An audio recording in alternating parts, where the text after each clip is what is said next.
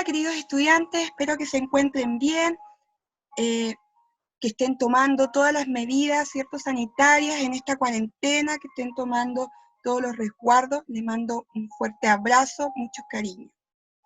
En las últimas clases hemos estado abordando, ¿cierto?, el concepto de la escultura. Y hoy vamos a identificar las diferentes composiciones, ¿cierto?, que se encuentran en ella. Pero antes, revisemos brevemente lo que vimos en la clase anterior. Vimos, ¿cierto?, y analizamos lo que era un mundo tridimensional. Nosotros vivimos en un mundo tridimensional. Habitamos un espacio en un tiempo determinado, tanto al momento de recorrer un espacio como al observarlo, ¿cierto? Nos damos cuenta que en esta tridimensionalidad se puede ser reconocible a partir del tacto.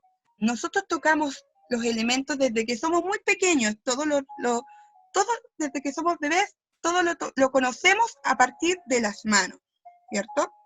Y eso se debe a que nuestro cerebro se está acostumbrando al volumen, ¿ya?, a reconocer esta tridimensionalidad.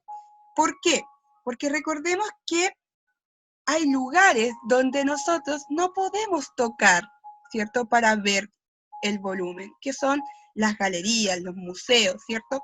Entonces, aprender a observar, ¿cierto?, esta tridimensionalidad es sumamente importante porque al mismo tiempo nos va a permitir analizar mejor cuando estamos frente de una escultura.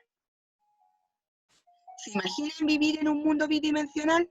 Seríamos como imágenes, ¿cierto?, o animaciones de papel, ¿ya?, donde nosotros con la vista podemos observar cierta profundidad, pero no la podríamos tocar, por lo tanto no la podríamos sentir, ¿ya?, y no sería una profundidad real. Vivimos, ¿cierto?, en este mundo 3D, que nos permite también no solamente tocar y observar, sino que también crear volúmenes, como objetos, herramientas, arquitectura. Y en el arte se encuentran, ¿cierto?, las esculturas. La clase anterior revisamos, ¿cierto?, dos tipos de esculturas que se diferencian por sus periodos. Están las de las bellas artes o las artes tradicionales, junto con las contemporáneas. Dentro de las bellas artes, nosotros nos vamos a encontrar con este tipo de esculturas, ¿ya?, que están realizadas a partir de materiales nobles. ¿Se acuerdan cuáles son estos materiales nobles? Muy bien. Tienen que ver con la materia prima, ¿cierto? Se le considera material noble al ser utilizado, ¿cierto?, al utilizarse como materia prima, un material que no se puede producir industrialmente, que viene de una manera natural y que a partir del proceso, ¿cierto?, que uno le dé, crea otro elemento, como es la piedra o como es el hierro, que la piedra tiene que ser, ¿cierto?, tallada para poder encontrar inserta esta escultura, y el hierro derretido para poder, ¿cierto?, volver a dar estas formas a partir del vaciado. En cambio, en la contemporánea, nosotros nos vamos a dar cuenta de algo muy importante, que cambia no solamente el uso de materiales, sino qué es lo que se representa. Observemos. ¿Son iguales? Pues no. En las bellas artes o en las artes tradicionales, primaba la representación figurativa, naturalista o realista de lo que se está observando. Por lo tanto, encontramos muchos personajes humanos, ¿cierto?, que tienden a ser personajes también icónicos dentro de una civilización o de una sociedad, ¿ya? La mayoría de las esculturas son destinadas a la adoración de dioses o de personas de la aristocracia, o bien personas que han tenido algún logro heroico, alguna batalla ganada, ¿cierto? Por lo general, la escultura de las bellas artes o las tradicionales representan el poder, ¿cierto?, que tiene a partir de los diseños, ¿cierto?, de los personajes que van a ir tomando.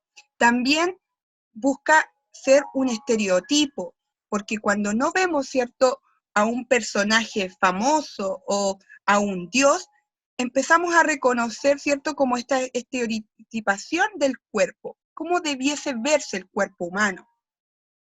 En cambio, en las contemporáneas es todo lo contrario. Ya perdemos esta figuración y nos vamos hacia la representación de lo abstracto, formas, ¿cierto?, irregulares, extrañas, que muchas veces no sabemos si apuntan a algo que queremos interpretar o simplemente es una experimentación. También nos vamos a dar cuenta que se utiliza también materiales nobles, pero que justamente esta forma que se representa cambia también el hecho de su uso. Aquí vemos cómo, por ejemplo, con esta madera crean una escultura a partir de las ondas, ¿cierto? Como este movimiento.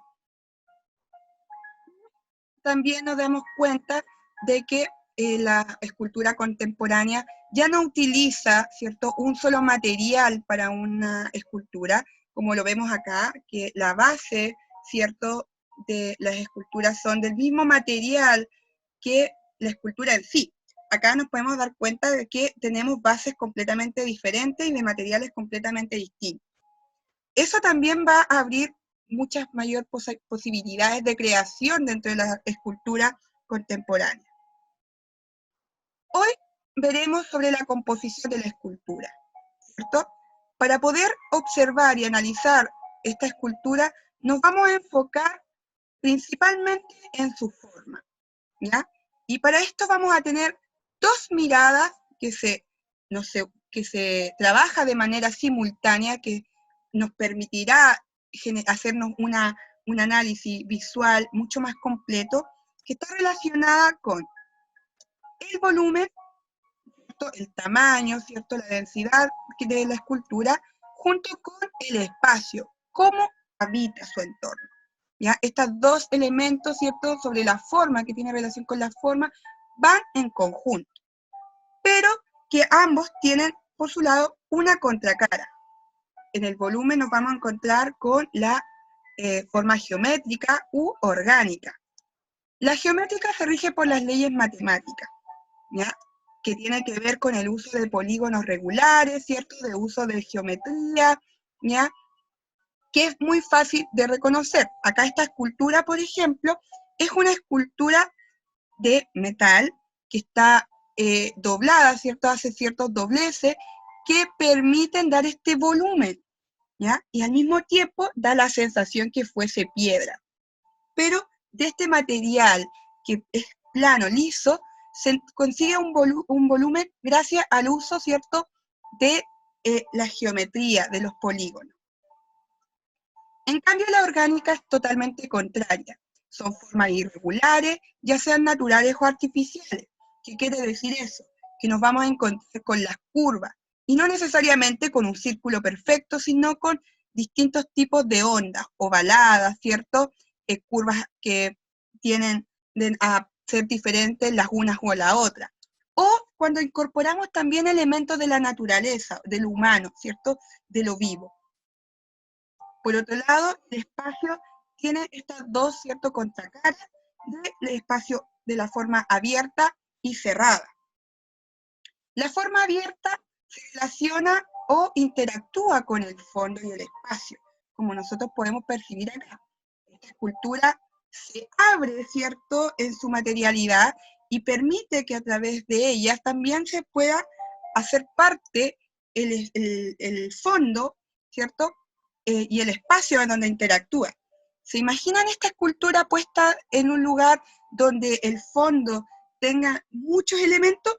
Probablemente se perdería la visión y sería un poco molesto y probablemente nos costaría un poco más poder apreciarla. Por eso son esculturas que el espacio donde habitan, ¿cierto?, donde se expone, es fundamental, es parte también de la obra. En cambio, la cerrada es todo lo contrario, se contrasta con el fondo, ocupa un espacio específico, ¿cierto? Y es más similar a un tipo bloque, ¿ya? Acá vemos que esta escultura tiene una pequeña apertura, ¿cierto?, en la pierna, pero ¿por qué se sigue pensando que es una escultura de forma cerrada? Puesto que a pesar de que tiene esta pequeña apertura, la pierna, ¿cierto?, logra encerrarla, haciendo que el bloque no se irrumpa, ¿cierto?, tanto, y mantenga esta sensación, ¿cierto?, como de bloque. Ahora vamos a hacer un pequeño ejercicio. Vamos a revisar dos imágenes a partir de lo que hemos visto hasta ahora sobre escultura. Vamos a reconocer el tipo de escultura, identificando, ¿cierto?, las características principales de esta. Lo primero que tendremos en consideración es el nombre. Se llama Éxtasis de Santa Teresa y es creada por el artista italiano Gian Lorenzo Bernini. ¿Qué es lo que es crucial en esto?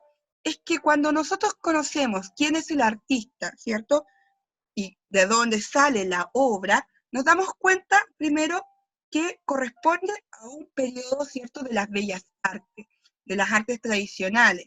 Este es un artista que trabajaba, ¿cierto?, sus obras a mediados del siglo XV, ya periodo del Renacimiento.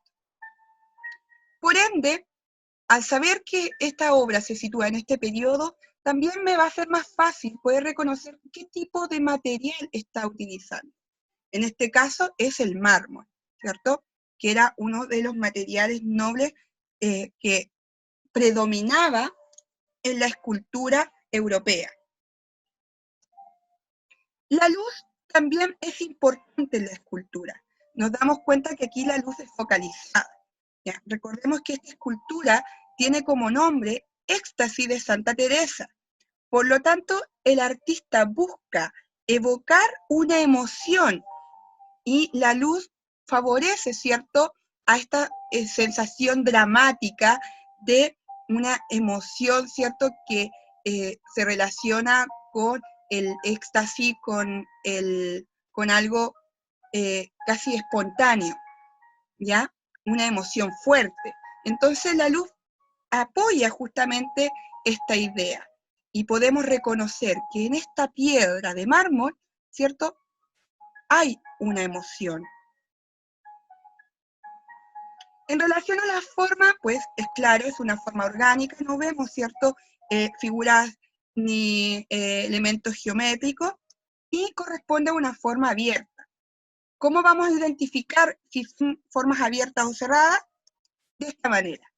Vamos a, ¿cierto?, localizar nuestro centro de la escultura para ir viendo si la escultura se abre o no. Y nos damos cuenta que esta escultura se abre a partir del recorrido que debe hacer mi mirada para poder, ¿cierto?, verla completamente.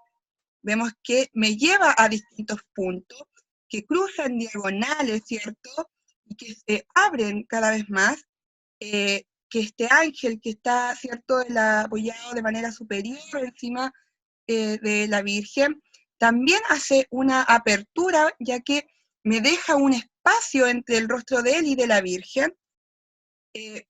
Volvemos, ¿cierto?, a ver estas diagonales que siguen abriendo la escultura hacia otros espacios, e incluso este mismo ángel sigue abriendo la escultura con su brazo, y si le ponemos más atención, incluso la flecha que toma, ¿cierto?, que tiene en sus dedos, también sigue abriendo aún más esta escultura.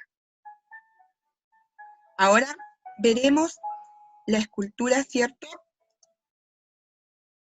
que de la misma manera que la escultura anterior, ¿cierto?, vamos a identificar las principales características. Esta escultura se llama Rastros, corresponde a la artista Susan Pauker, una artista alemana, y se encuentra actualmente expuesta en el Parque de las Esculturas, acá en la comuna de Providencia, en Santiago Centro. ¿Y qué es importante de este dato? Que inmediatamente al saber que esta es una obra contemporánea, es una obra actual, es contemporánea, ¿ya?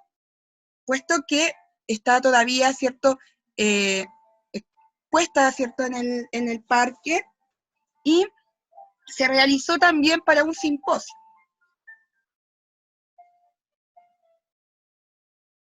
¿Qué otra cosa nos vamos a dar cuenta?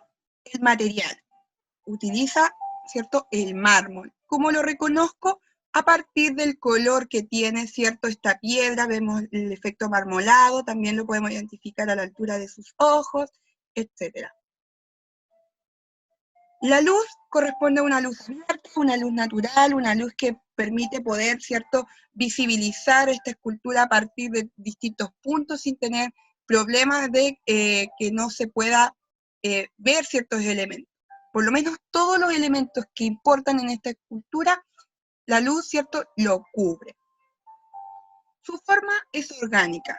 A pesar de que tiene, ¿cierto?, un pedestal rectangular, ¿cierto?, un pedestal geométrico, lo que más prima, ¿cierto?, en esta escultura es el rostro.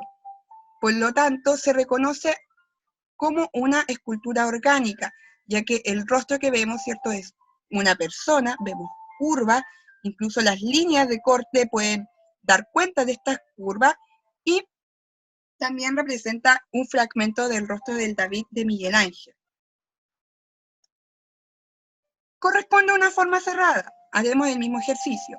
Partimos por la mitad, ¿cierto?, ubicando el centro de nuestra escultura, y a diferencia del éxtasis de Santa Teresa, esta escultura no me obliga a hacer muchos recorridos para poder observarla.